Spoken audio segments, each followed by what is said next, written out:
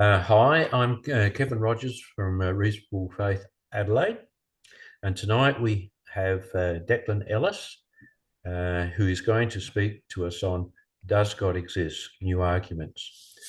So I'll hand over to Declan now, and he can introduce himself briefly and start with his talk. Thank you, Declan.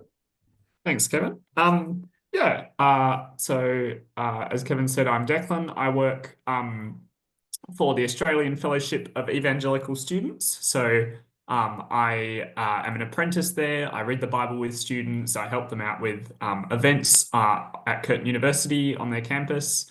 I do a bit of apologetics in that sort of space, but also more broadly. So I help out with my church, Providence City Church. I also do some work with ISCAST, which is focused particularly on science and Christianity.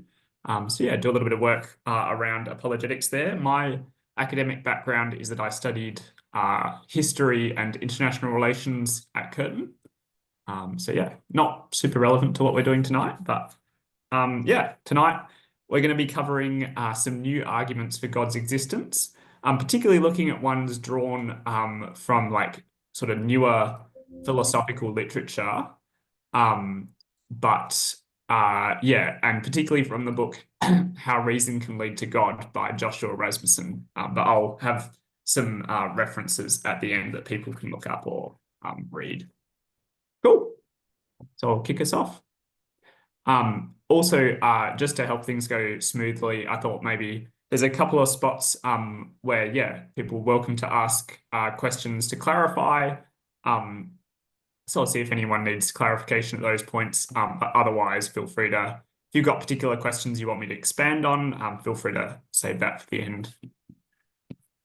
Cool. All right. So let's start with this quote from Romans. Paul writes, "For since the creation of the world, God's invisible qualities, his eternal being understood from what has been made, so that men are without excuse." Now, have a think about what this means. Can Paul be real? I mean, he's saying that God's existence is in some sense self-evident in the world that we live in, that we can know the qualities of God from just looking around us at the world that God's made. Do you believe this? Well, tonight, we're going to be using the tools of philosophy to investigate the very nature of everything that exists in our universe and whether this can shed light on the question of whether God exists. So we'll be covering three arguments briefly: an argument from contingency, an argument from morality, and an argument from consciousness. All right. So to start off, I want you to think about something. I want you to think about everything that ever existed, including everything that currently exists, everything that will exist in the future, numbers, abstract objects, empty space, everything that exists. And let's call this everything that exists something. Let's give it a name. Let's call it the blob of everything. So if you're thinking of that, the blob of everything, by definition, contains everything that exists. There's nothing outside of the blob. Therefore, we can confidently say that nothing outside of the blob has caused the blob to exist. If it did, all that meant would be that we weren't thinking about the blob correctly, because there's actually some things outside it. But remember, there's nothing outside of the blob. Once we've made sure the blob contains absolutely everything in existence, we know that the blob has no outside cause.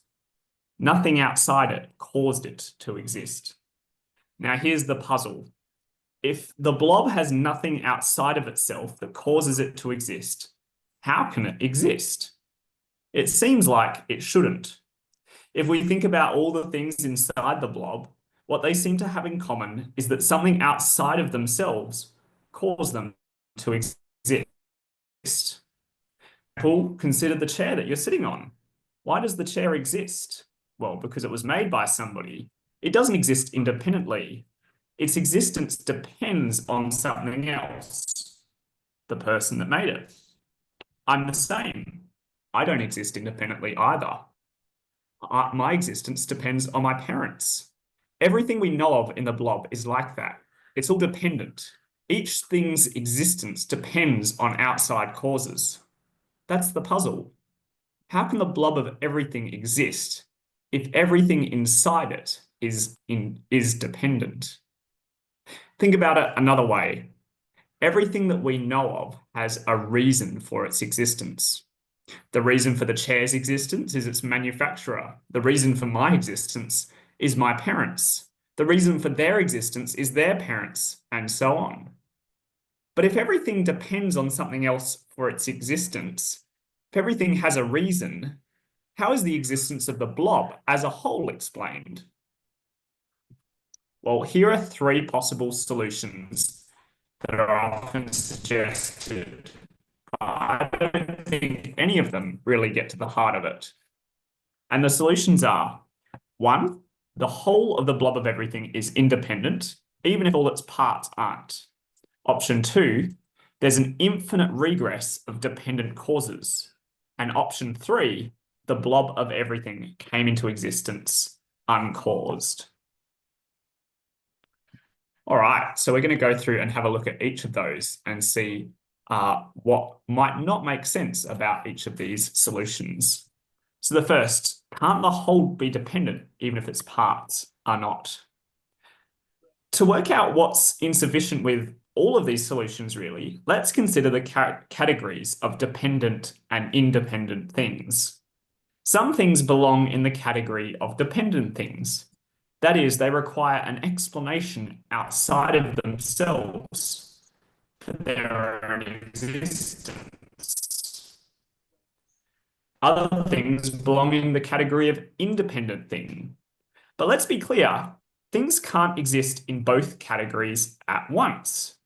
Something can't be independent and dependent at the same time. Something can't require an explanation outside of itself and not require an explanation outside of itself. Well, maybe here's another way to think about it. Maybe things that are in one category can add up to things that are in another category if you have enough of them. For example, a brick is in the category of being a brick, but if you add up enough bricks, you get a house. And a house is in a different kind of category to a brick, but lots of bricks equal a house. Is it like this? Do dependent things that are added together result in an independent thing? Well, the problem is that dependent and independent things aren't like bricks and houses. In our example, bricks are dependent, but so are houses. If you stack lots of bricks together, you might get a house, but you're not going to get something independent. The number of dependent things you add up doesn't make any difference at all, because dependent things are the wrong sort of thing to make independent things out of. I think a better example is this. If you want to construct a white tile floor, no matter how many black tiles you have, you're not going to be able to construct a white tile floor. Black tiles are the wrong thing to make a white tile floor out of. The number of tiles, even if you have millions of black tiles, it doesn't change a thing. It's still the wrong thing to make it out of. I think that's much more what the categories of dependent and independent are like. So the first solution, the idea that everything in existence might be dependent, but the whole might be independent, well, it doesn't really work. Is there any clarifying questions so far? Or, people happy for me to keep going for now? All right, I'll keep going. So some people believe we can get around the problem in a different way. We can get around the problem by supposing that there's an infinite number of dependent causes stretching back into eternity. But I think this fails for the same reason as our previous answer. You see, there could be an infinite number of dependent things, but the blob of everything would still only contain dependent things and hence would still be dependent. Another way to think about it is that this provides no further answer to why anything exists in the first place, which is the question that we're trying to answer. If you have a chair again and you ask why it exists, I can tell you someone made it. But then you could ask the further question, why does that person exist? You could explain that too, but none of these answers are getting you any closer to an ultimate explanation for why the chair exists. There's always another why question that you could ask. Think about it this way. You wake up in a room. There's a line of dominoes that have fallen over next to you. You might wonder how the dominoes have fallen over. You trace them back and back and back, and you find out that the line of dominoes goes on forever. Well, maybe if the line of dominoes goes on forever, maybe if it's infinite, no one needed to push them for them to fall over. But you see, this still doesn't explain why there are dominoes there. They still demand explanation. They're still dependent things. The fact that they are infinite, that doesn't change the fact that they still require an explanation for why they're there. The third solution that you could propose is that, after all, maybe it's possible some things do come into existence without a cause, and that our universe is one of those things. After all, just because we've never seen anything come into existence uncaused doesn't strictly mean it can't happen. Well, I think one reason to be skeptical of this solution is that it's strange to put arbitrary limits on uncaused things just because it suits you. If uncaused things could randomly jump into existence, there's no reason to expect that it would happen just once. But I think even more deeply than that, uncaused existence provides no ultimate explanation for why the universe exists. It still just relegates it to a brute fact. It still doesn't explain why. All right. So these three solutions, an independent set of dependent objects, infinite regress, and uncaused existence, don't really seem to answer our question called the foundation theory. It goes something like this. There exists something that is the foundation of reality. It is within the blob of everything, but it's not like all the other parts of the blob that we can see. It's independent. It isn't caused by something outside of itself. Instead, it contains within itself the reason for its own existence. How is that possible? What could explain that? Well, by way of example, let's consider two people, Rob and Bob. Rob is dependent. He's dependent on something outside of himself for his existence. But Bob is an independent being. He doesn't require any extra explanation. What makes Rob and Bob different? Well, we can eliminate a few options right away, I think. It can't be something really superficial. Imagine that Bob is really, really big. He's bigger than anything else in existence. Does that explain why he's independent? Well, not really. That provides no extra explanation. Imagine again that Bob is the shape of a triangle, but Rob is a square. Well, that still doesn't explain anything either. The size and the shape don't do anything to help us understand how Bob could be independent and Rob could be dependent. The solution must be something deeper. Here's what I think is a better solution. Bob, or an independent thing, this independent foundation, has a necessary existence. Dependent things aren't necessary. They could be a different way. Rob could just as easily not exist because he depends on something for his existence. But in our example, Bob doesn't depend on anything for his existence. It's impossible for him to not exist. If you want to think about it in a different way, you could think in terms of what philosophers call possible worlds, or ways things could have been. There's a possible world where Rob doesn't exist because his parents don't meet. Remember, he's dependent on them for his existence. But if Bob is independent, there's no possible world in which he doesn't exist. He exists in every possible world. He can't not exist. And that's really just what it means to be necessary. If the foundation is truly independent, then it can't not exist. That would be logically impossible. It has to be necessary. And what follows from this is that the foundation must be eternal. If it is necessary, if it can't not exist, then it must have always existed, and it must exist into the future. This is the basic feature of the foundation that explains how it can exist independently. Did anyone have any clarifying questions at this point before I move on a little bit? Cool. Feel free to ask more questions at the end. What we're going to move on to now is to work out what else we can find out about this foundation. And I'll be arguing that there are good reasons to expect that the foundation is a transcendent personal mind, and that the foundation is morally perfect. And we're going to arrive at that conclusion by choosing the simplest explanation that explains the most facts about our universe. And there are lots of different facts that we could consider, but the two that we're just going to consider tonight are the existence of minds in our universe and the existence of a moral sense in those minds.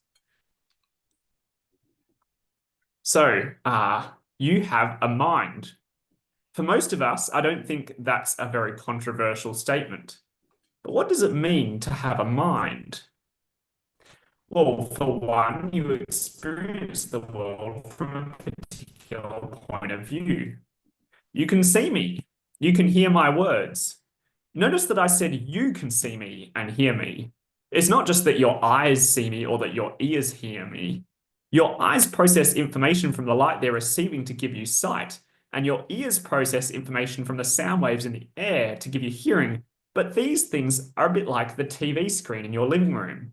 They don't view the information, they just display it. What I'm talking about is the person sitting in your living room watching a movie, the thing that is experiencing the sight and the sound.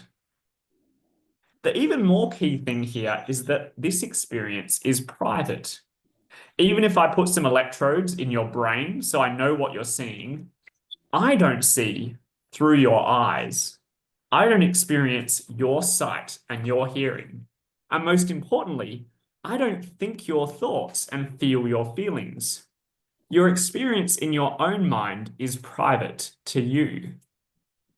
But now let's turn to a slightly different issue. What is your mind? Really, what is it? And more importantly, how could such a thing as your mind exist? All of these qualities we've looked at so far, your subjective experience, your thoughts and feelings, are what we might call first-person qualities. They're dependent on a particular subjective perspective. But matter, as far as we can tell, is what you might call third person in nature. It doesn't have a private component like our thoughts. It's public. It can be observed. It seems to be fundamentally mindless. But then we have a problem. How can minds, which have first-person qualities, arise from matter, which has third-person qualities? And this is called the hard problem of consciousness. So if you're finding this really hard, that's what the philosophers have called it. There are three broad answers to this problem. First, there's what's called eliminative materialism, which is just the academic way of saying there are no minds. The second option is what's called emergent materialism, which says that minds are real, but they're made purely from non-mind material, from third-person matter. And third, there's mental reality, which says that minds are real and have at least something in them, which is not just third-person matter. Let's consider each of these three theories to see which is the most likely. So first, eliminative materialism. There are no minds. This one takes the simplest approach. If it's so hard to make minds from third-person matter, maybe minds don't exist at all. Perhaps consciousness is an illusion and our experience is just chemical reactions in our brain. Problem solved. We can go home. But this approach doesn't work for the simple reason that our minds do exist. You actually are right now experiencing me talking to you. You have thoughts and feelings. You know that you have a mind. Emergent materialism takes a little bit more of a sophisticated approach.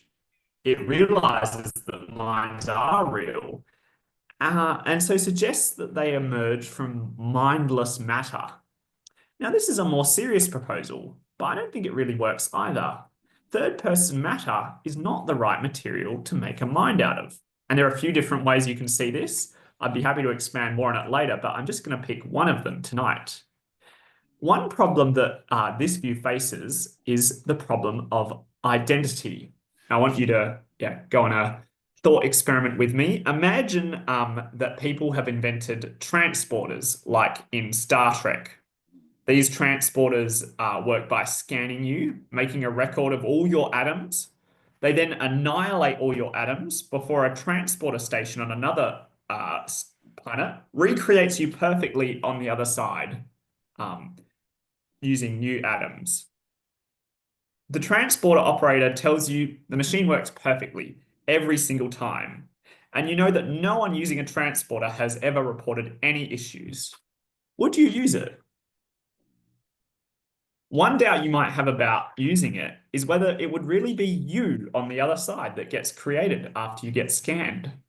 Sure, the person on the other side might behave exactly like you, so no one would ever know if it wasn't you, but would it be you? I'm not talking about your personality. What would you experience when you got into the transporter? Would you momentarily stop experiencing anything before reappearing on the other side? Or would you stop existing, having been destroyed, and there's some clone of you walking around instead? Now, if that problem's not enough of a brain teaser for you, think about this one. There's a malfunction in the machine. The transporter does recreate you on the planet you want to go, but another transporter that's malfunctioning recreates you as well at exactly the same time. Now there are two of you. What do you experience when you go into the transporter? Both bodies are completely identical, so it doesn't make any sense to say that you would experience one of them but not the other. Would you experience both of them at once then? That wouldn't seem to make any sense. Now, thankfully, this problem isn't likely to be a real-life problem anytime soon, but it does give us an important conclusion. Whatever it is that grounds who you are, whatever it is that makes you, the person that's experiencing your life, it can't just be your body if your body is just made up of mindless matter. There must be something else. So having looked at those two options, this leaves us with the final option, mental reality. If minds are real and we can't just make them out of mindless matter, this means we need something outside of mindless matter. We're going to need what we call first-person matter or first-person materials, whether they're material or whether they're immaterial or spiritual. This seems to solve our hard problem of consciousness. But let's slow down a bit because there's a new question that this final option raises. Where did these first-person materials come from? Where did the things that make minds come from? I hope I've already established for you that they can't come from mindless matter. So how do these first-person materials exist in the first place? And I think the solution that makes the most sense is that first-person materials are foundational. Instead of coming from other things, they are what the foundation is made out of. In other words, the foundation is mental in nature. Since the foundation seems to also have intentionality in terms of creating things, it's reasonable to suggest that this foundation either contains or in fact is a mind. Do I have any clarifying questions on that one so far?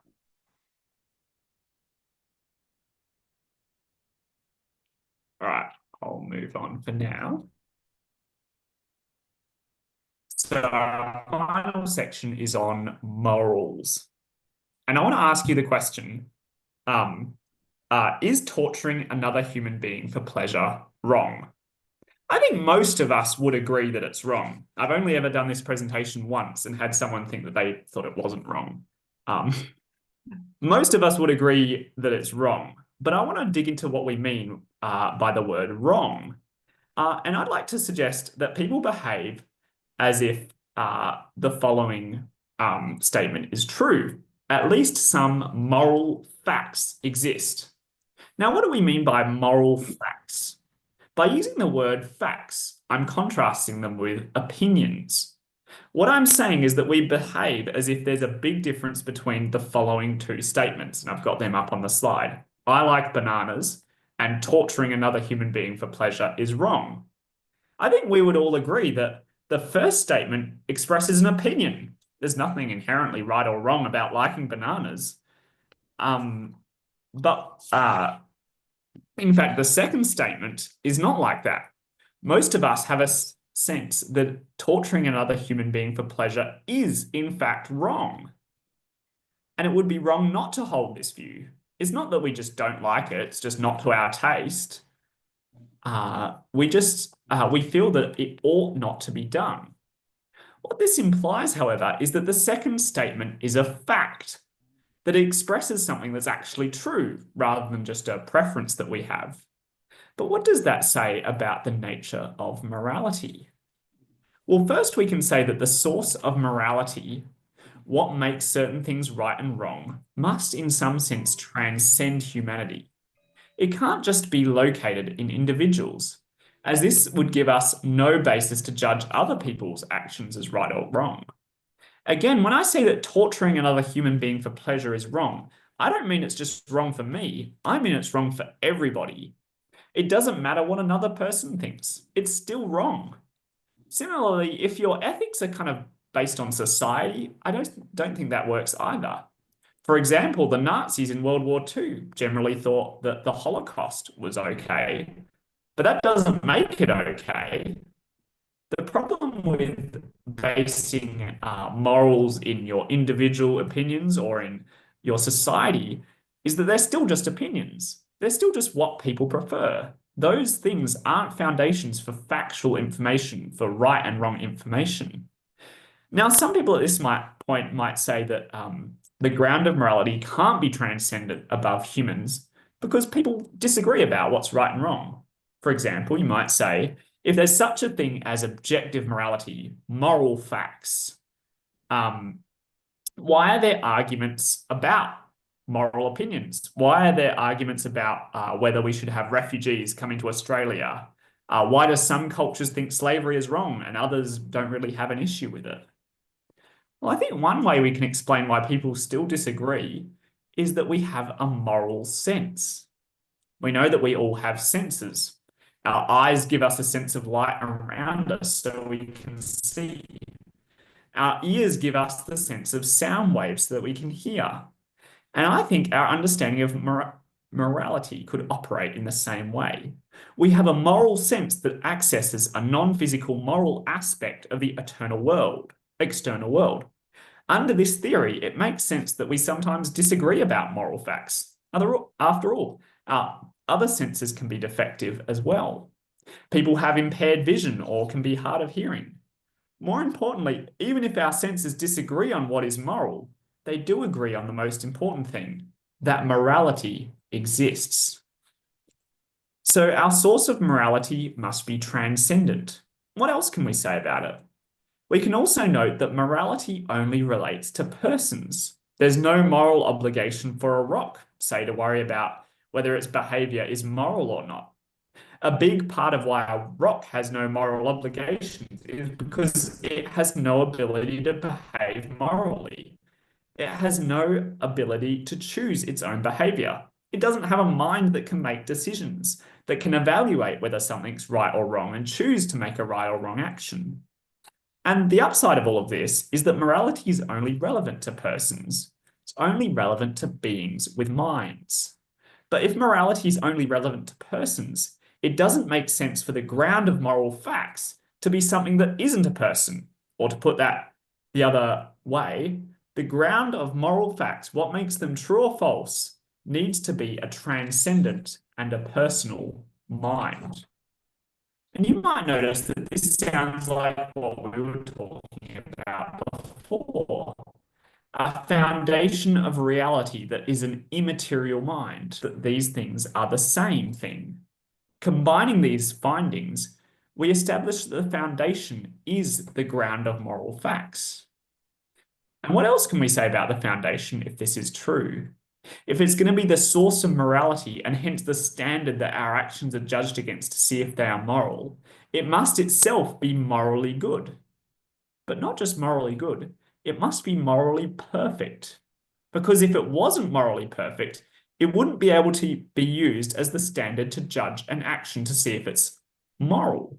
The very idea that it isn't perfect would imply that there's a higher standard that exists that you could judge this foundation by.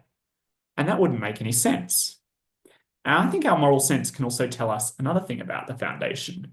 If you can sense that torturing another person for pleasure is wrong, I suspect that you can also sense that it doesn't matter when this happens. It doesn't have any impact on whether the action is morally right or wrong. In fact, it also doesn't make sense for it to change in the future. Our moral sense seems to indicate that at least some things are always right and somehow can't be right later or have been right in the past but aren't right now. And what this means is that the foundation needs to be unchanging and eternal.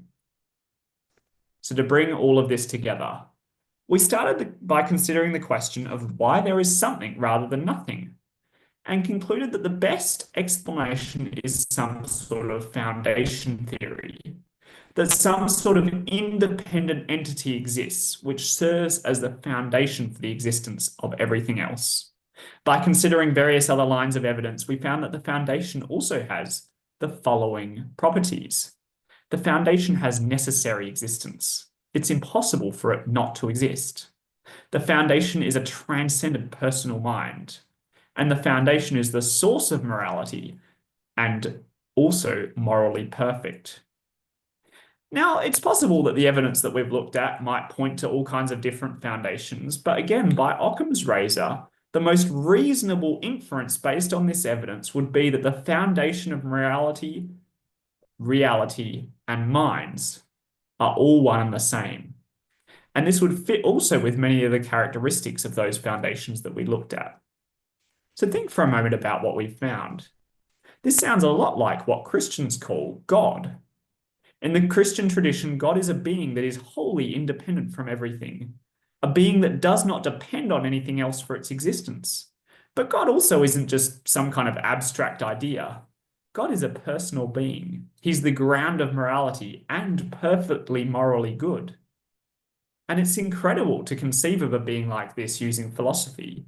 But what's even more incredible is that Christians believe that this being, the very foundation of reality, became a human so that his creatures could be restored to him. And that's what looked at tonight. Thank you. Got some recommended reading here as well. Primarily, this was drawing from the first book there, How Reason Can Lead to God, but I think the others all sort of touch on parts of it as well. So yeah, thank you for listening. Thank you. Thank you for that presentation, Declan. And for the participants are free to enable their microphone when they'd like to talk. And also, can you just stop sharing your screen so we can actually see everybody? And right, so I can see everything. I'll just go through the chat. Let's see. Now we have a person called Volunteer Communications, and he made an initial comment. can you actually explain what you've written? Um, G'day, guys. Yeah, it's Tom here. I didn't have time to log out and log back into oh, it's to, to Tom Tom Daly. Daly. So it's me. Sorry, taking some small amount of pleasure in the confusion. Sorry. Um, hey, Declan, thank you. I appreciated that. I'm sort of playing devil's advocate a little bit, but I've been listening to Sam Harris recently as well, which is um, so it's very much some of the things you're touching on very much on my mind. You But you mean just you've been corrupted, Tom? Have you? actually listening to him does a lot to reassure me of what did Peter say? Where else are we going to go, Lord? Who else has what are other options? Yep. But if you look at Sam Harris's worldview and stuff like that, who's supposed to be a really intelligent guy, makes you pretty comfortable with your Christian faith. Um, but related to this, I was sort of you sort of said, what if you could recreate somebody, we could teleport or whatever, and we sort of got two consciousnesses in one consciousness or duplicate consciousness in two places. And it reminds me of a couple of things. And I just noticed in your resources there, you've got Philip Goff. Yeah. Yeah, I think that was more on because I think Philip Goff does argue very well actually in that book for the sort of argument that I was making, that actually mind is real, so there needs to be like mind needs to exist and it can't just be matter. Now he's obviously like a panpsychist, so he's got all kinds of solutions, but I think he, on that basic kind of view, I think he argues very well against material, like against a sort of eliminative materialist kind of view. Yes, he's at least, I guess, at some level, still a dualist of some between matter and consciousness. But the other one, are you familiar with what with the mind uploading that the transhumanists talk about, and David Chalmers? Yeah. I read his recent book, Reality Plus. Is interesting. Yeah. Yeah, do you want me to, on the transhumanist thing? Yeah, I think that it depends what you think minds are made out of, I guess. In that there's all sorts of complications, but I think in the sort of stereotypical uploaded consciousness idea, my intuition based on a lot of this work from Rasmussen, Goff, a lot of these other guys, is that I think actually what would happen is you just kill your consciousness. Like when you're in the process of uploading, you just die, and there would be a computer that would look kind of like you, but or that would maybe not look like you, but sort of act a bit like you. But that would not be you. You wouldn't experience the world from that perspective. But I guess I can't know for sure. I mean, there are some possibilities with the uploaded consciousness thing that may still maintain some of the sort of mental reality thing going on. It gets quite complicated if you get, and I'm sure you were, if you get like deep into it. Yeah, and so just for everybody else, because you raised this and it's really interesting. I like your treatment of it, but it's interesting because once you get into it, the secularists have a lot of comebacks. Like for instance, we know that mind is intimately, the emergentists have a point that if you kill the brain, the mind doesn't really in any way in this world continue, right? And so when David Chalmers asks if we replaced, and this is more for everybody else, but he does this thought experiment. What would happen if you replaced Brian's neurons, neuron by neuron, with a different in a different strata, but they were doing exactly the same function? Of course, it makes the assumption that you could do that, but let's just play along for the moment. So then you could have Brian's mind now in silicon eventually, and it would be doing the same thing. Would we still have consciousness? Would Brian still be conscious? Yeah. I think that's really interesting. He calls that like the grading issue or something like that. If I'm remembering correctly, it's something like that. Yeah.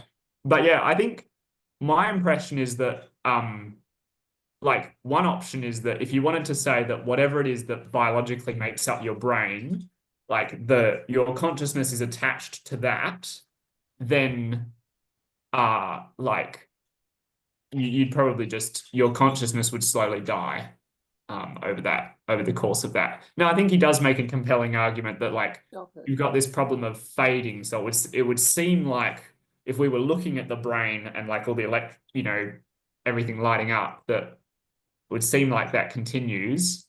But I think it's possible that it could just die. And I think there are other more like you mentioned, maybe dualistic possibilities, like trying to think when I was thinking about this, in that maybe whatever it is that's you latches onto that thing. I don't know. Like it seems very speculative. But my intuition would be that it probably your consciousness dies. It's interesting. Yeah. Thank you. I'm glad you raised it. Sounds like people have been watching too much of Deja Vu, a movie. I would think, though, thinking about that through, which I hadn't before, that if I was to be teleported from one place to another like that, the way you explained it, the physical me would be obliterated in the first location, reconstructed at the second. And I would assume that the reconstructed version would be identical to a newly dead body. Yeah, it could be. I think the idea would be that it would be that the technology would be so advanced it would be biological, but yeah, and like living, breathing, but yeah. I thankfully, as I said, the technology is not coming anytime soon. Yeah. Did you have anything to say, David, on the David Strong, not David Gray, on the like the David Chalmers mind stuff? Because I know you read about that quite a bit, and David contributed to sort of putting together this material as well. I think your explanation was pretty good on that. Yeah, cool. Our mind seems to come into existence when we're born, doesn't it? Or it's associated somehow with our birth. So, so isn't it a kind of reasonable, if it was created with our birth, wouldn't it die with our death? Yeah. Well, from a Christian point of view, it's linked to our spirit. So you would think the mind, well, I would think your mind to some extent exists after death, but to a point, like, well. That poses the question, what is death? Yeah. From a Christian point of view, your spirit, I suppose, must have some type of memory or related to it. If you listen to people who've had near-death experiences, their mind certainly exists even if their body is dead. It depends what sort of view you take on it. I think so. There's even a view called what's like Christian materialism, which is essentially this idea that so there's a philosopher called Peter Van Inwagen. I don't know if any of you guys have heard of him. Yeah, I've heard it. He sort of has this idea that essentially your personhood and your brain are completely material, but some material in your brain is what he calls first person. It's like conscious material. It has a subjective consciousness, like it is material, but it has that mental reality to it. And so I guess under his view, if you died, then like you're dead, like you'd stop experiencing things. And I think that could still be reconciled with the Christian view, because I guess our hope is not necessarily a spiritual existence, but a physical resurrection. And so ultimately that's the sort of fact of Christianity that we need to keep in the forefront. Is we're not really sure what happens immediately after we die. But yeah, the hope of Christians is that our physical body is resurrected. But then, yeah, there are people who have sort of unusual, experiences and that sort of thing that would, be also evidence that you have to take into account to see, maybe those people's spirit or mind is sort of like detachable. I really don't know yet. Well, Jesus himself said to the thief that today you will be with me in paradise. Didn't say after a long sleep you'll be with me in paradise. He just said today. So, yeah, it's one of those we'll have to wait until we find out. Yeah, if there wasn't that, then you could almost go with the emergentist, right? Yeah. Or the materialist, but because we think there's something between that and the resurrection and the person continues, then I guess, complete aside, this is why I also argue that AI will never be conscious, because I think more and more I'm a dualist. I think that somehow brain and mind are linked, but are distinct entities.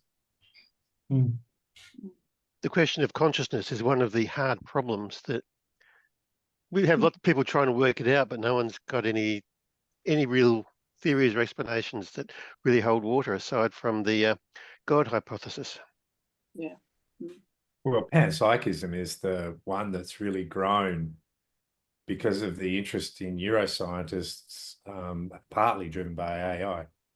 The funny thing, though, is right that Philip Goff is the sort of major contemporary defender of panpsychism, but I don't know if you guys know, but sort of last year he converted to what he calls heretical Christianity. Yeah. So I guess even he's coming to our side in some kind of way. Heretical.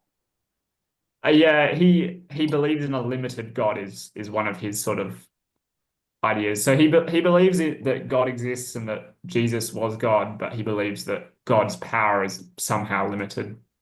Yeah, I think I heard that. Yeah, that was with William Lane Craig. That was actually fast. Actually, did you listen to that with William Lane Craig, Declan? Because I thought it actually sounded a lot less wacky than I thought it would. Yeah, I haven't listened to his discussion with Craig yet. He's got a good interview on Capturing Christianity, which sort of happens soon after he converted. It changed his view to this thing. And yeah, it's a really interesting thing. I think I don't want to jump on him too much and say, oh, like you're not a Christian or anything like that. Like he's clearly thought things through. And on that, I think one of the reasons I put his new book down is he published that before he converted, so it doesn't have his kind of Christian ideas in it. But I think it is actually an interesting book to read because you can tell he's almost there, and that's sort of confirmed later. Okay. Oh, interesting. Oh, thank you.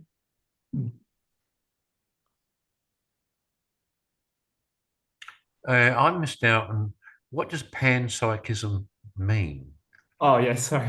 That means that everything is conscious. So your chair, All right, okay.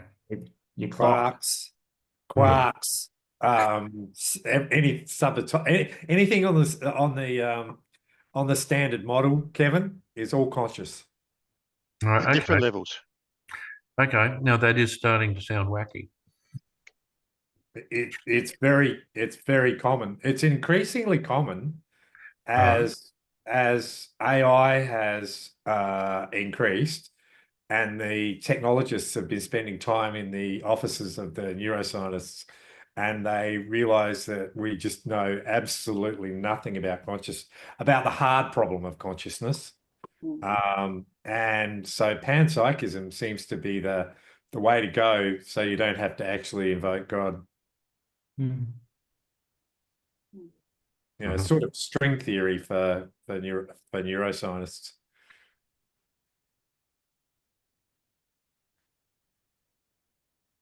Yeah, well, I've been listening to a book on string theory, but I didn't get onto panpsychism from that. No, I'm just saying that if the multiverse and string theory taken together are sort of like the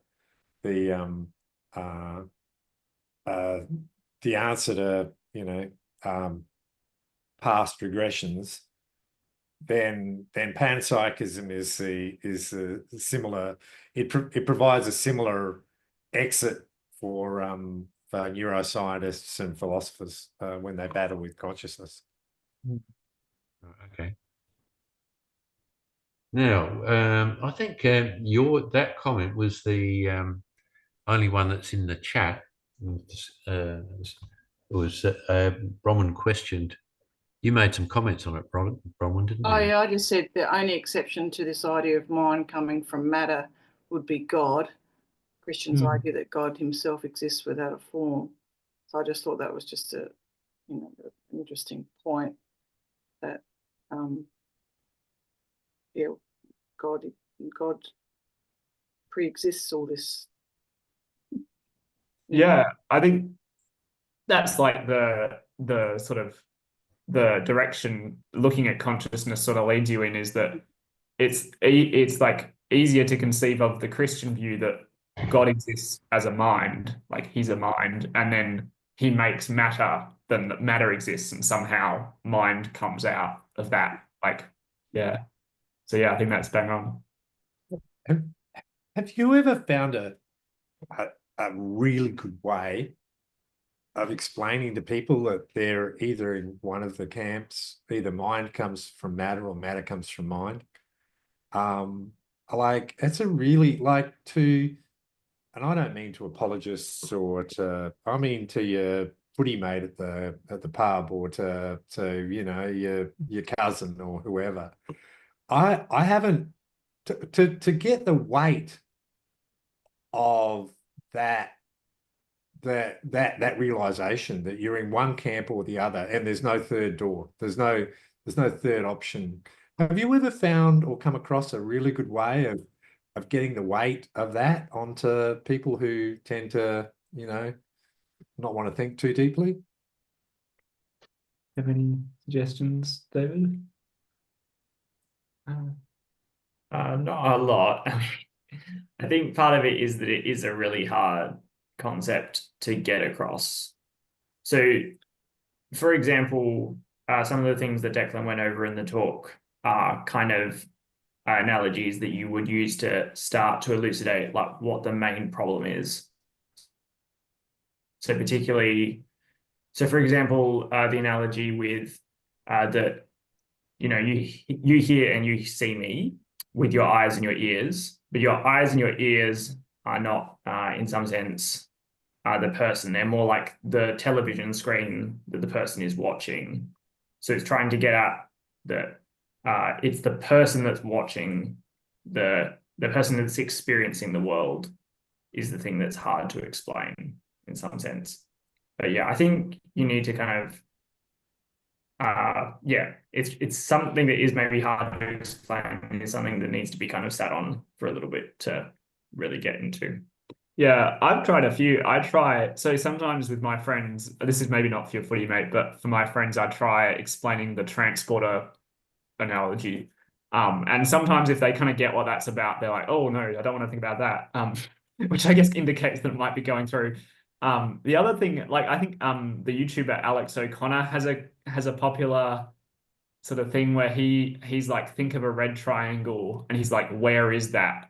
Like if you're a materialist, like there's no red triangle in your brain. So how can you see a red triangle? I'm not sure if that's completely there, but I feel like it's a really interesting way of explaining it. Yeah, and especially given he's an atheist. So yeah. Yeah, I think he's I listen to Alex O'Connor a lot. And I think he's very close. I think at times, particularly very interesting with when we get onto the topic of morality, because he's honest and he calls himself an emotivist, regards himself as an emotivist, and I think that's really honest.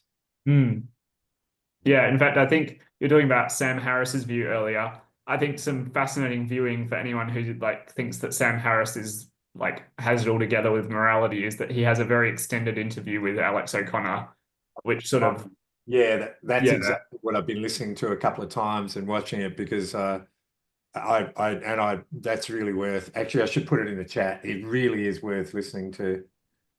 Yeah, it's really interesting listening, and you find yourself kind of like rooting for Alex, I guess, to be like, yes, you can't get there. Like, You can't arrive at those moral principles just from sort of, yeah, that plain reasoning without invoking something deeper. He really does do a brilliant job of holding him to account, doesn't he? He didn't let him. He'd say, "Oh, it's better to do this," and Alex will say, "Well, where do you get this idea of better?" Yeah. He does a very good job. So if anybody's interested, really, this is actually because this is sort of a big deal for me because my son used Sam Harris as his excuse to sort of deconstruct, if you like. And as long as you redefine morality, Sam Harris has a good argument. But but Alex O'Connor won't let him redefine it. It's something that we all know that it's not. So. I think for your average person, though, they relate more to a causal agent discussion because everyone knows that everything has a cause. You know, they relate to that in their everyday life. What we're talking about now is a bit of a mind bender for the normal person.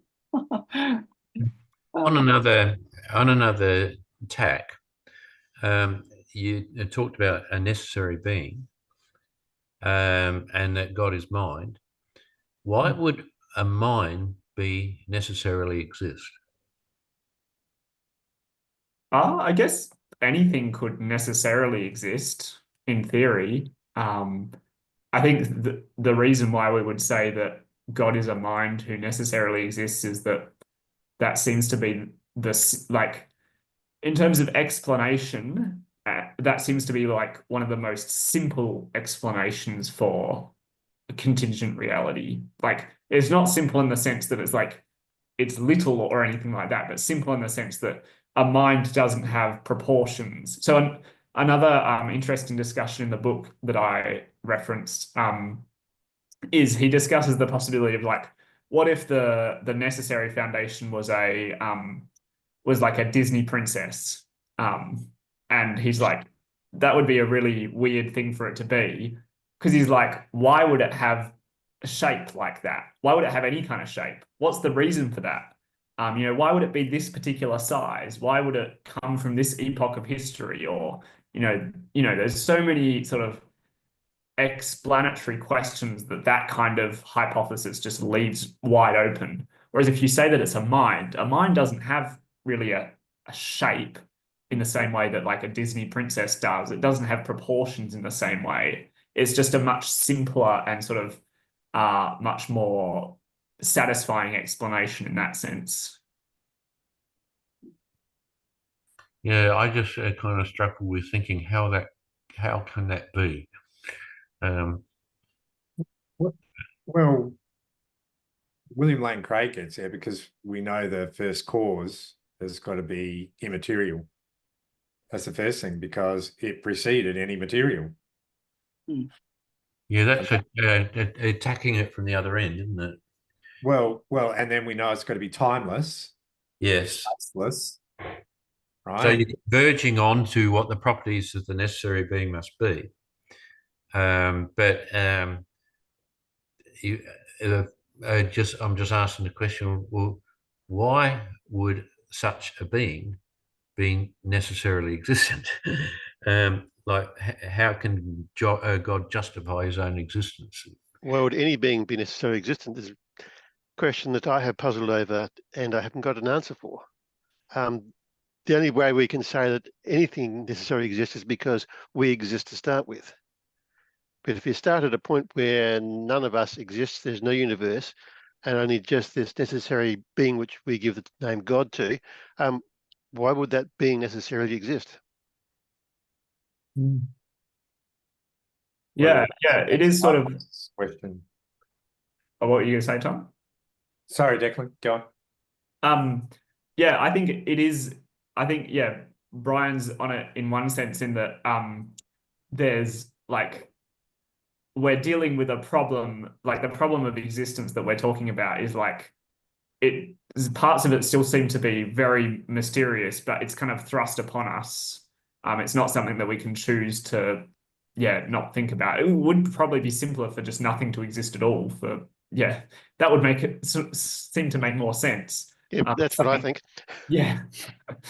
But something does exist, and so we've got to work out what are the implications of that. And I think if those things are contingent, the implication is that however it exists, there must be something that's necessary. And I don't know if it clarifies it, but of course there's the Aquinas move of, God's sort of existence and his essence are the same thing.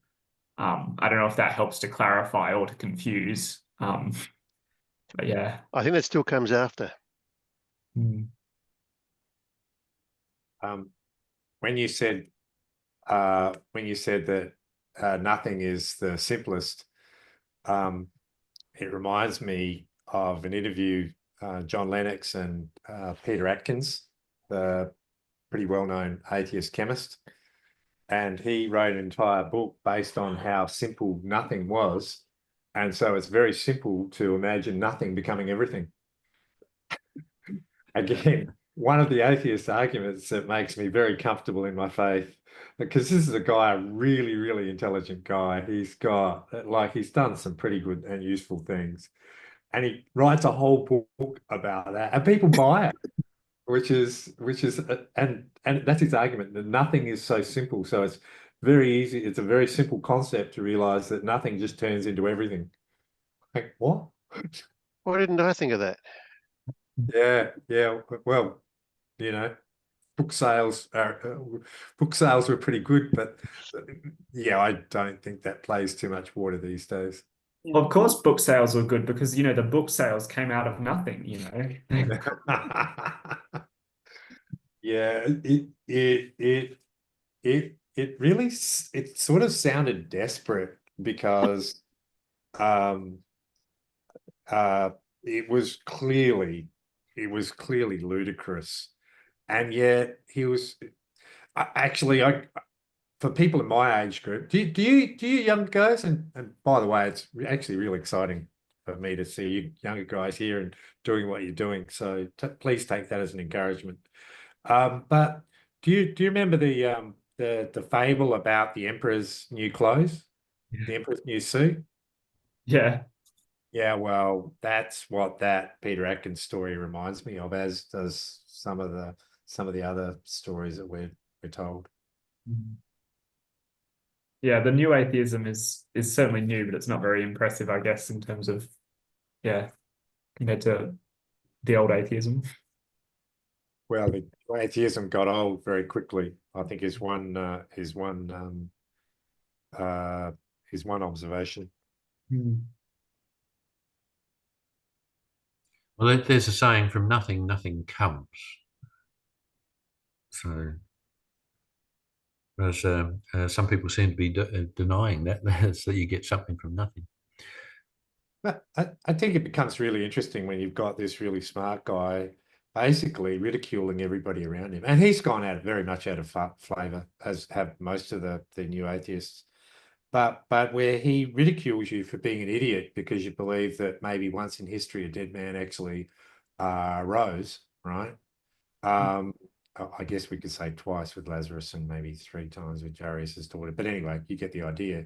He regards that as completely and utter stupidity, and yet he'll go and talk about nothing becoming everything as if he's being very intellectual. It's quite breathtaking. Yeah.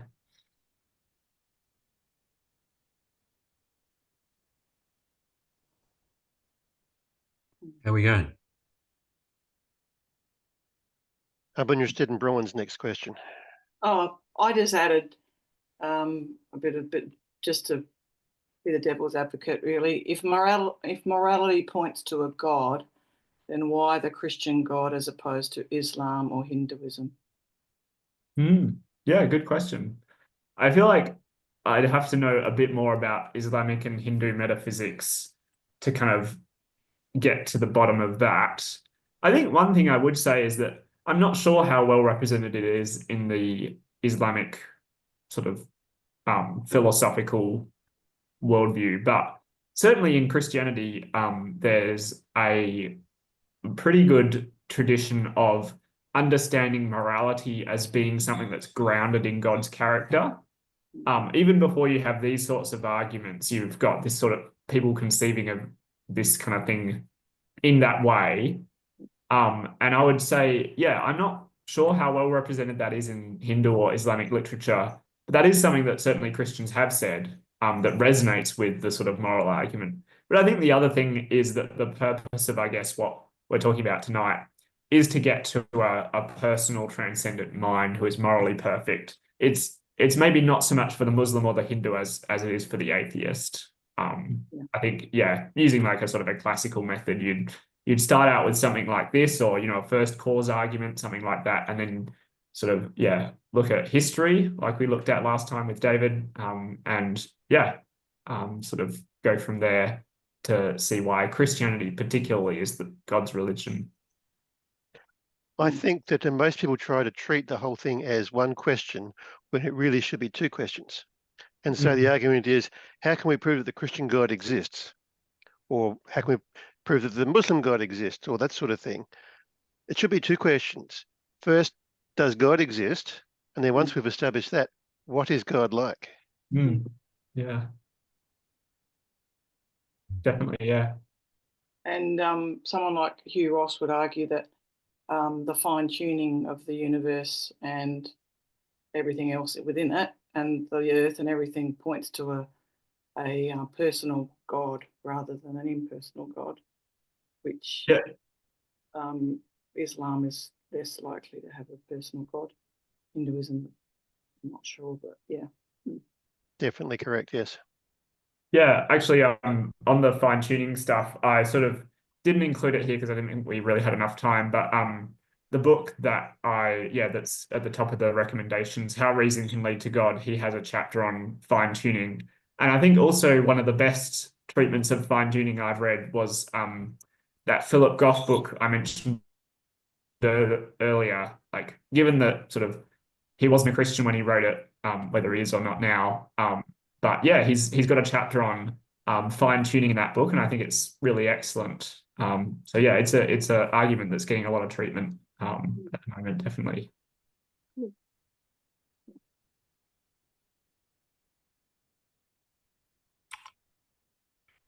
All right, we done on the discussion now? Has Joshua got anything to add? Is he there, or is he putting the girls to bed or something? You never know. Well, he's hadn't unmuted his microphone yet. No. Yeah, okay. He's in New Zealand, so he's a little bit later than now. So give me an excuse. Right, okay.